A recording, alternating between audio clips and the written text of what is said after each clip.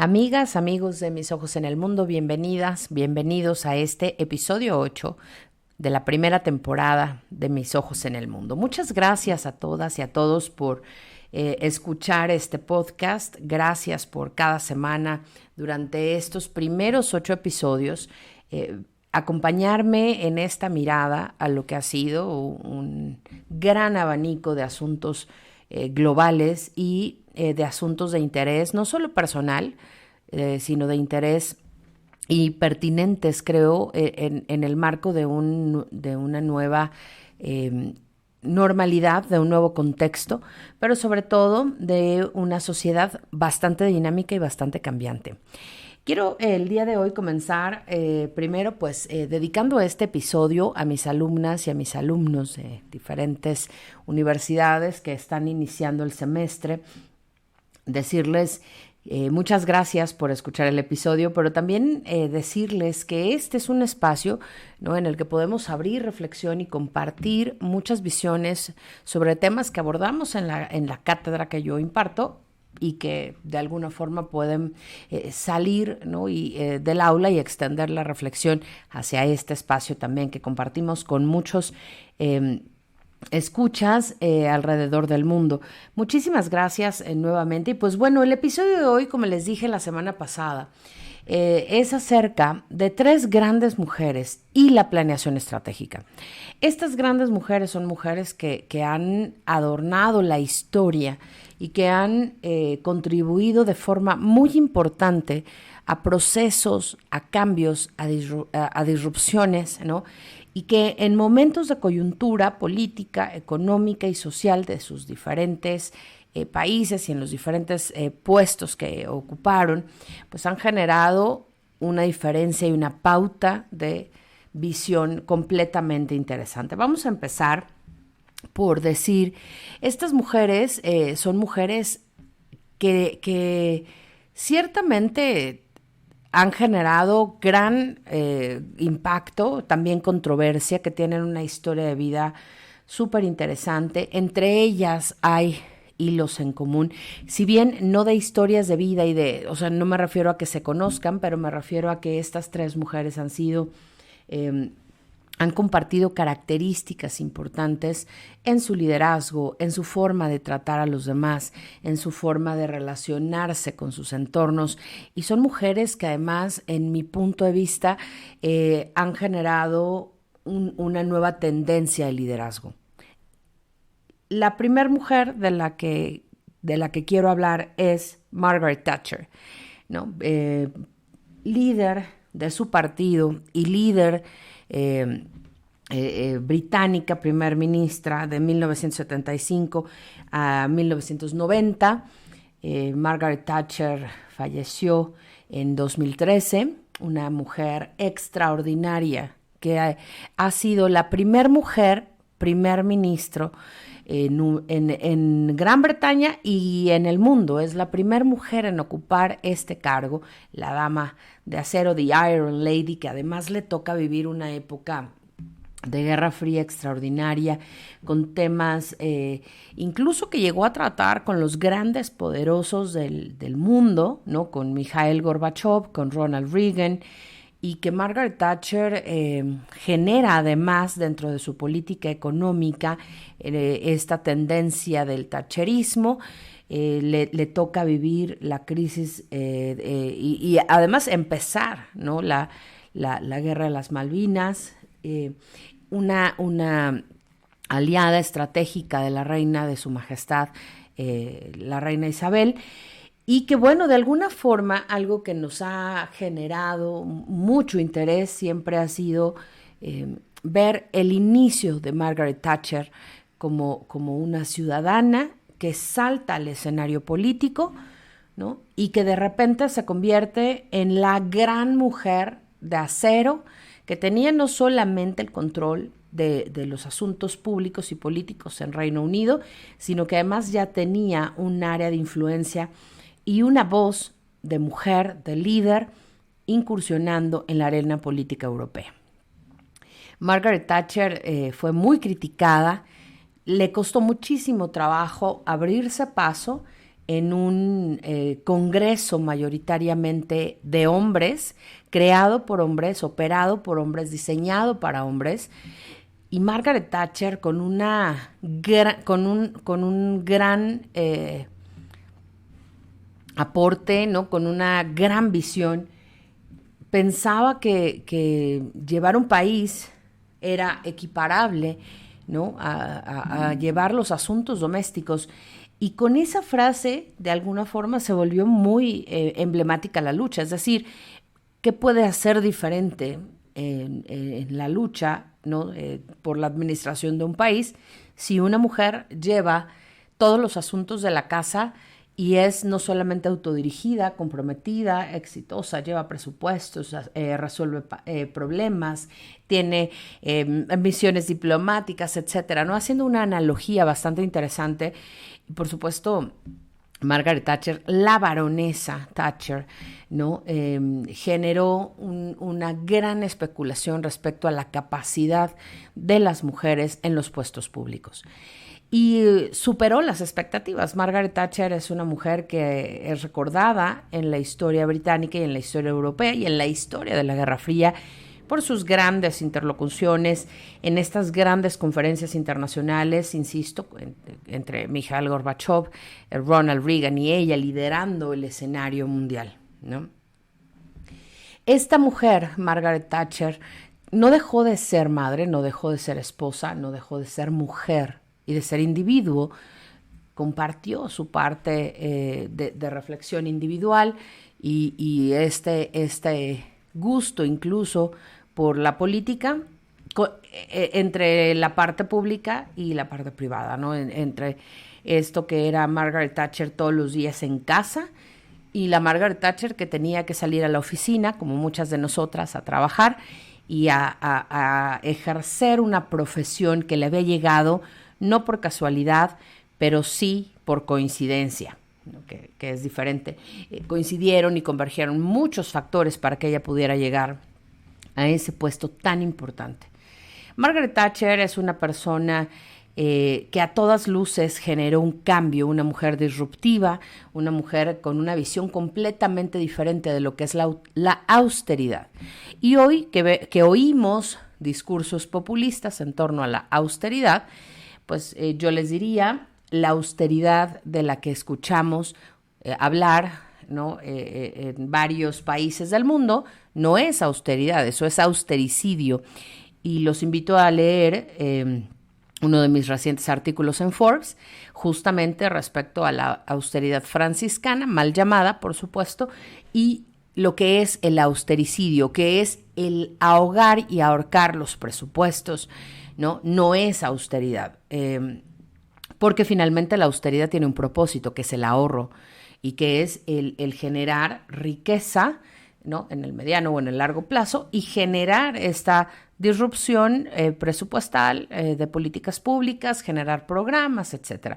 De hecho, algo que a Margaret Thatcher le funcionó bastante bien y que a la par funcionó en los Estados Unidos desde la administración de Ronald Reagan, fue justamente iniciar con el Estado benefactor. Margaret Thatcher es creadora de estos grandes escenarios de programas sociales que no regalan, que no dan dádivas, sino que generan trabajo, que generan empoderamiento, capacitación, articulación de esfuerzos, y que a partir de eso la gente empieza pues a generar una costumbre, digamos, ¿no? De trabajar y de recibir, pero aportar. Es decir, siguen recibiendo su sueldo las personas desempleadas y ellas saben que en el momento en el que tienen un trabajo se detiene el apoyo, pero ellos siguen consumiendo y siguen pagando impuestos y siguen haciendo muchas cosas, de forma que pues, se convierte todo esto en un ciclo económico casi perfecto, ¿no? La segunda mujer de la que quiero hablar es una mujer orgullosamente mexicana, una de las mujeres que más admiro, ¿no? y que además tengo el gran honor y el gran privilegio de conocer personalmente, de haber tenido la oportunidad de desayunar un par de ocasiones con ella, de coincidir en los Estados Unidos con ella en un proyecto extraordinario en el que llevó su voz potente a comunidades marginadas y a comunidades de mexicanas y mexicanos en rezago educativo. Esta mujer es la doctora Rosario Marín, ex tesorera de los Estados Unidos del 2001 al 2003. Rosario Marín trabajó en el gobierno del expresidente Bush. A ella le ha tocado vivir una coyuntura política de seguridad y económica en los Estados Unidos por demás interesante. Pero además, Rosario Marín pues tiene una historia extraordinaria. Yo les recomiendo muchísimo el libro de Rosario Marín, una líder entre dos mundos, ¿no? Y que además viene mucho a México a dar conferencias y a platicar con las mujeres y con los empresarios y con los jóvenes para compartir su experiencia como mujer migrante. Rosario Marín en muchas de sus conferencias narra cómo llegó a los Estados Unidos un poco antes de cumplir 15 años, ¿no? La tristeza que generaba para ella haberse ido antes de poder tener su fiesta de 15 años, las noches que pasó estudiando en un community college para poder terminar la escuela, los días interminables de acompañar a sus papás trabajando, ¿no? Ella apoyando en casa y bueno, generando un nuevo estilo de vida, como muchos de nuestros hermanos mexicanos y mexicanas que viven en los Estados Unidos. La historia de Rosario Marín es por demás ejemplar, es fascinante y es una mujer que además, déjenme decirles, tiene una gran calidad humana, es una mujer sumamente sencilla, ¿no? En trato de valores profundos, una mujer con una gran sensibilidad, con una gran empatía, una gran solidaridad, una mujer que de fe, de profunda fe, una mujer que no se detiene o no ignora las injusticias, ¿no? Una mujer increíble. Yo la verdad es que la aprecio muchísimo. Ya en algún otro episodio les contaré cómo la conocimos, cómo la conocí y por qué trabajamos un proyecto tan importante juntas y cómo es que de alguna forma Rosario Marín, lo tengo que decir, me cobijó con su confianza, con su amabilidad, con su sonrisa en momentos laborales para mí bastante difíciles. Rosario Marín, imagínense el nivel de admiración que puede generar, pero también de motivación y de aspiración para todas las niñas y las mujeres, las jóvenes que nos escuchan, ¿no? Rosario Marín es la primer mujer tesorera de los Estados Unidos. Y es la primer mujer mexicana y latina en un gabinete presidencial de los Estados Unidos. Nada más, ¿no? Igual que Margaret Thatcher, sumamente disruptiva, sumamente cuestionada, y no en un sentido negativo. Rosario Marín tiene una gran trayectoria política en su paso por el Partido Republicano en el estado de California. Ella ha tenido varios puestos, ¿no? Y ha generado un cambio y ha buscado siempre redignificar a las comunidades de mexicoamericanos y de latinos, de hispanos en los Estados Unidos. Una mujer de muchísimo valor, pero que además es una mujer profundamente orgullosa de sus raíces, ¿no? Y una mujer que genera confianza y que, insisto, vale la pena leer sobre ella, vale la pena saber quién es, vale la pena seguir sus pasos y sobre todo vale la pena tomarla como modelo a seguir, porque la mentalidad de una mujer que logra eso que visualizó en algún momento, ¿no? Insisto, no fueron coincidencias, pero no casualidades. Hay mucho trabajo delante, ¿no? Atrás de una mujer así, y de una mujer que además está a la altura, ¿no? de los liderazgos más importantes en ese entonces todavía el país más poderoso del mundo. Todo mi reconocimiento y mi cariño para Rosario Marín, donde quiera que se encuentre. Y la tercera mujer de la que quiero hablar es Angela Merkel. la ex canciller de Alemania, en la oficina, ¿no?, de 2005 a 2021, una mujer que todos los días se paró a trabajar, salió de su casa caminando, a veces en su propio auto, sin escoltas, sin secretarios particulares, con un traje impecable, sencillo, austero, pero muy elegante, muy poderosa, con una gran visión de Estado, con un proyecto de unidad nacional, con un proyecto de verdadera reconstrucción del tejido social, pero además con una visión, movimiento amplísimo de la comunidad internacional, porque Angela Merkel es una mujer que no solo trabajó para Alemania, es decir, desde su liderazgo en Alemania, ella tuvo grandes impactos y grandes influencias en diferentes foros de la Unión Europea y logró, además, generar este posicionamiento de la Unión Europea, ¿no?, sumando a los países de la periferia de la zona euro después de una crisis y una recesión, y en el momento en el que Europa se estaba recalibrando después de la Guerra Fría. Entonces hay que reconocer el gran talento de esta mujer, que justamente el año pasado dejó la oficina y la entregó para darle paso a la transición y a la democracia en Alemania. Una mujer que logró estabilizar el tejido social y logró además empezar a diluir las grandes diferencias y las grandes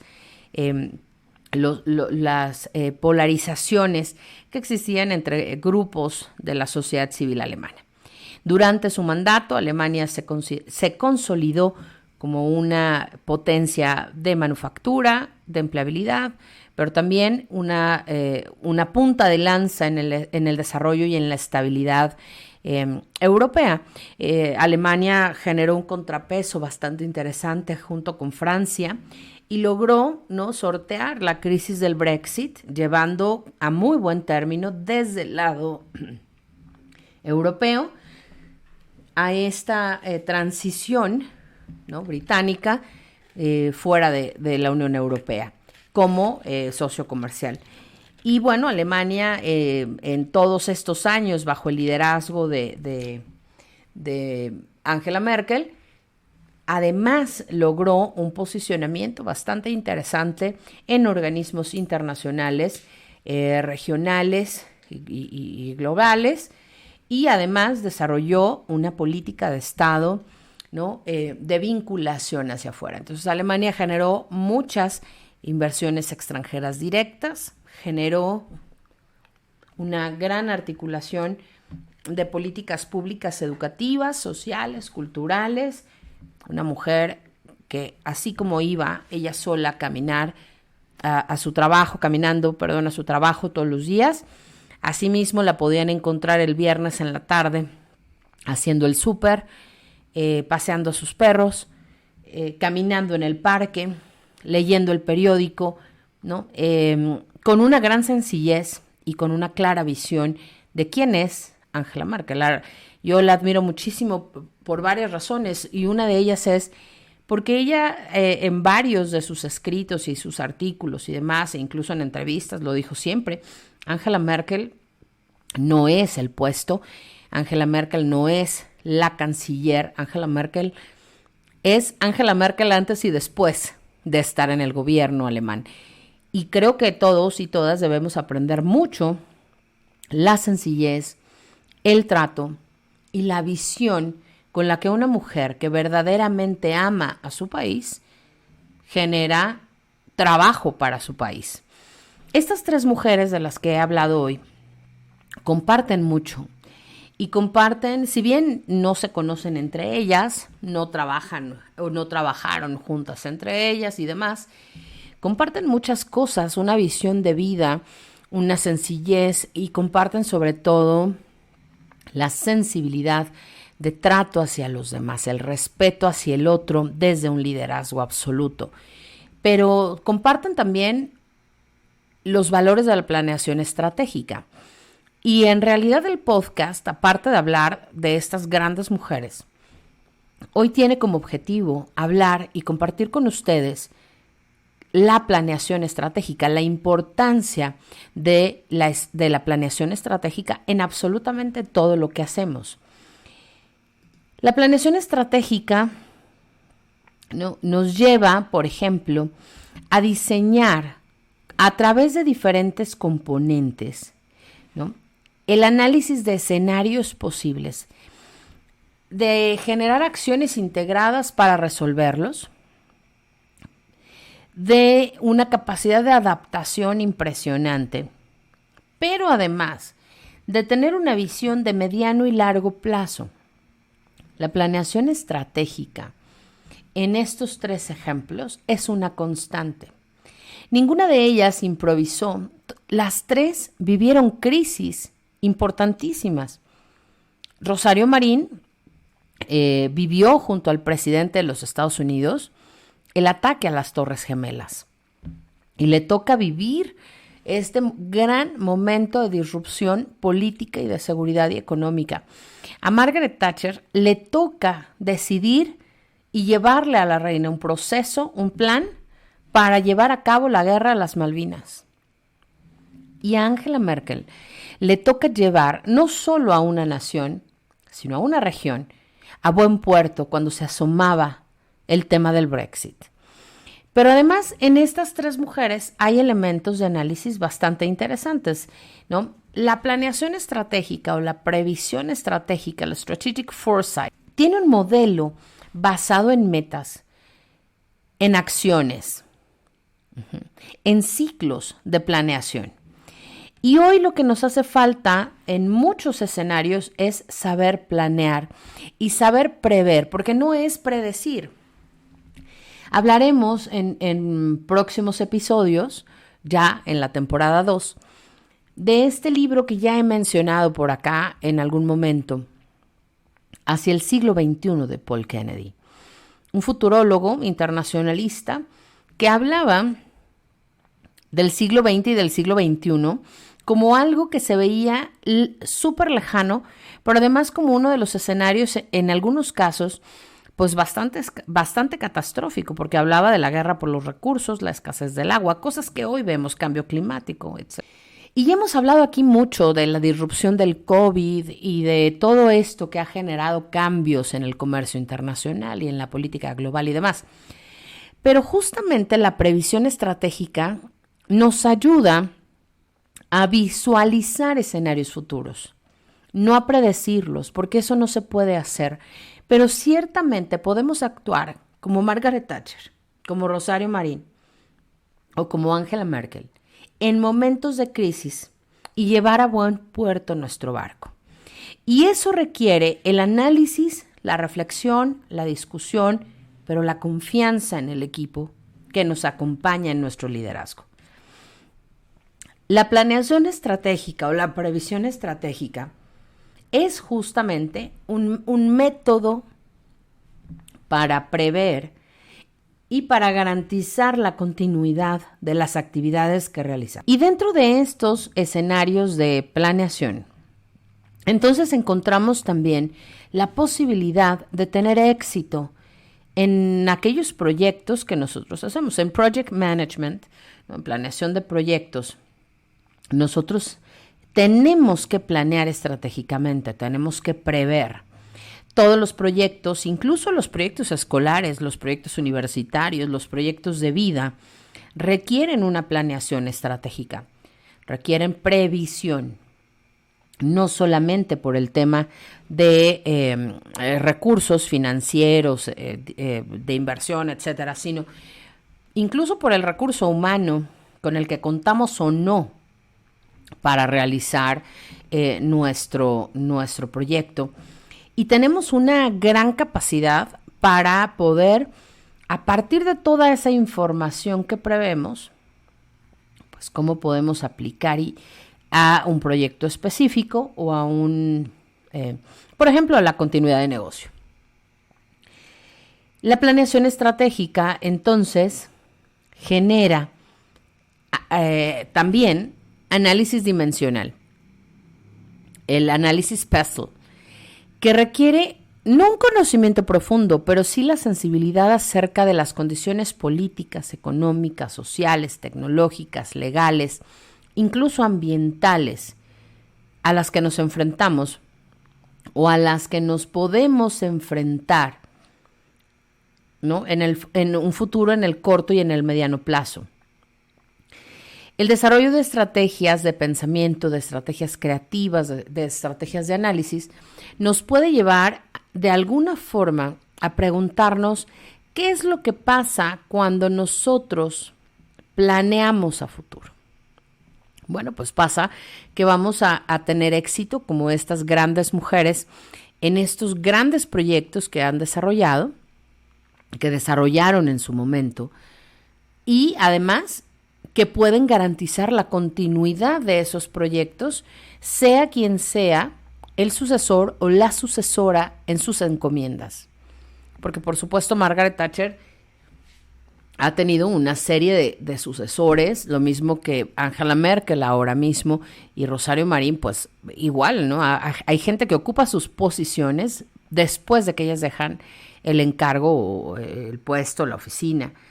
Y justamente eso es lo que un líder o una lideresa positiva hacen. Preparan para cuando no están. La planeación estratégica tiene mucho que ver con el liderazgo y tiene mucho que ver con el éxito que queremos imprimirle a nuestro proyecto. Entonces, en realidad, una de las cosas que nosotros podemos hacer en nuestro proyecto, en nuestros proyectos o nuestro camino profesional, personal, ¿no? Es justamente prever. La planeación estratégica, amigas, amigos de Mis Ojos en el Mundo, nos hace falta en el país, en nuestra sociedad, en nuestra vida. Dejemos de estar improvisando y dejemos de dar, como se dice coloquialmente, palos de ciego. Más bien, busquemos hacer de nuestros proyectos con previsión estratégica, es decir, con planeación, ¿no? Con elementos de análisis, porque eso va a asegurar que todos nuestros proyectos sean mucho más consistentes y que no estemos abandonando a la mitad del camino proyectos que quizá podían haber sido exitosos. Pues bueno, con esta reflexión, yo me despido en este episodio 8 de la primera temporada. La próxima semana estaremos iniciando nuestra temporada 2 con nuevos temas, con invitados e invitadas a este podcast, ¿no? Que ya estamos preparando para que ustedes puedan disfrutar de temas y de charlas muy interesantes en diferentes temas. Les agradezco muchísimo que me hayan acompañado en estos primeros 8 episodios, ¿no? Gracias a todos y a todas quienes nos escuchan en varias partes del mundo. Gracias por acceder a este podcast en diferentes plataformas. Les deseo mucho éxito, que estén en todo lo que estén realizando y mucho bienestar, mucha salud. Gracias nuevamente por acompañarnos, por hacer este proyecto posible. Y nos vemos la próxima semana en un episodio 1 de la temporada 2 de Mis Ojos en el Mundo. Muchísimas gracias. Yo soy Arlene Ramírez Uresti, académica, empresaria, internacionalista. Nos vemos pronto. Muy buenas tardes. Hasta luego.